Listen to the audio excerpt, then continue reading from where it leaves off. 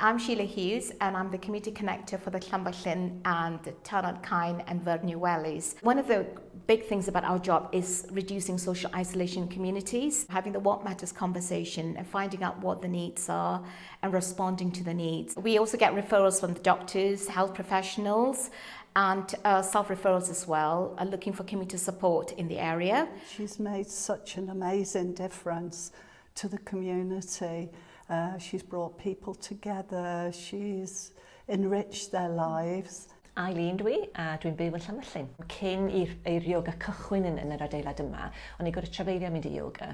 Felly mae hwn yn peth da i mi, oherwydd mae gennau rheumatoid arthritis. Felly jyst i cael hwn ar stepen drws rhwng mae'n ffantastig.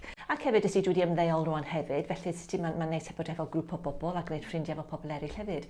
Mae yna lot o bethau mynd ymlaen yma a lot o pobl yn medru cymryd rhan a cymysgu. Music can mean so much to people. It unites them. It doesn't matter what stage of their dementia they're at or what stage of life they're at. And people come to me because I'm a local person and they bring their concerns to me about people.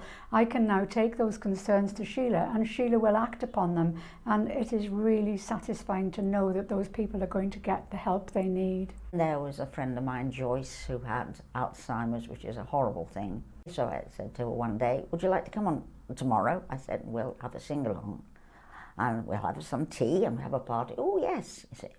She got here, had the book, started singing, following the words. She was fine. She could remember clearly about this. And so she came every time and she always knew when I was coming. She might forget everything else, but she knew that.